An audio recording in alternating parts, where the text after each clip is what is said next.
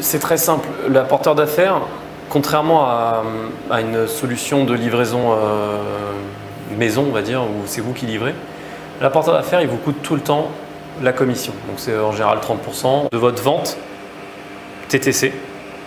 Et vous allez devoir reverser à l'État la TVA collectée sur la vente non amputée de ces 30%. Donc il faut bien garder ça à l'esprit. C'est-à-dire que non seulement vous allez refiler 30% à un apporteur d'affaires, mais en plus vous allez devoir payer à l'État, en général 10% en restauration rapide, plus en restauration traditionnelle.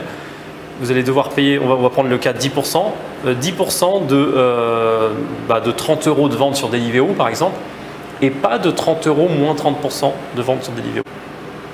Dans ce genre de modèle, il y a plein de techniques pour essayer de diminuer les pertes, voire de générer des gains.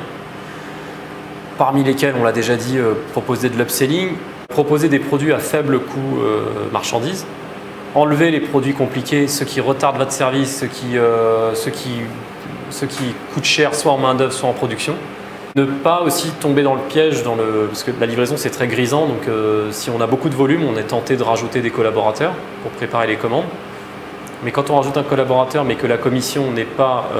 en fait, il n'y a pas d'économie d'échelle réalisée sur la commission, c'est un piège parce que vous allez payer un collaborateur en plus pour exactement la même commission absorbée par l'apporteur d'affaires. Pratiquer une carte sur mesure pour la livraison, une carte sur laquelle on est sûr de ne pas perdre ou de ne pas trop perdre. Bon, sur certains produits, on peut accepter de perdre si c'est des produits qui sont forts, mais voilà, ça doit pas être c'est pas que ça ne doit pas être les mêmes prix, c'est que ça ne doit pas être forcément la même carte. On doit trouver des menus sympas, par exemple sandwich boisson au lieu de sandwich shell, par exemple. Déjà, le client est plus content et vous avez absorbé le coût avec la boisson d'un sac, d'un préparateur de commande et des 30%.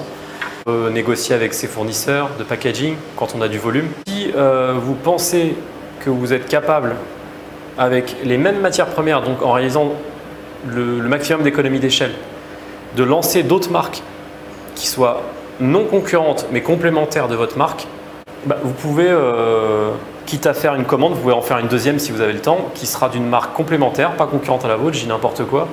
Un sushi peut lancer une marque de poké virtuelle. Un Indien peut lancer une autre marque de naan spécialisée dans les naans, alors que lui de base, c'était accessoire chez lui, les naans par exemple. Ça peut être tout un tas de trucs comme ça, où en gros c'est complémentaire à votre marque. Ça peut être de l'épicerie, ça peut être de l'alcool, ça peut être quelque chose qui se conserve chez vous, qui ne représente pas un gros coût de stockage. Donc le multimarque, on va dire que c'est un bon moyen d'amortir son loyer, son local, ses frais fixes et sa main d'œuvre. Pourquoi ne pas aller gratter sur un marché complémentaire, non concurrentiel mais complémentaire, ou parfois plus ou moins concurrentiel, mais disons on peut faire une sophistication par le haut ou par le bas, faire du low cost ou du haut de gamme dans le même univers, pourquoi pas. De toute façon, ce ne sera pas forcément les mêmes clients ou ce ne sera pas les mêmes moments de consommation. Quelqu'un qui va consommer un truc cher ou moins cher, ce ne sera pas au même moment, ce ne sera pas forcément la même personne.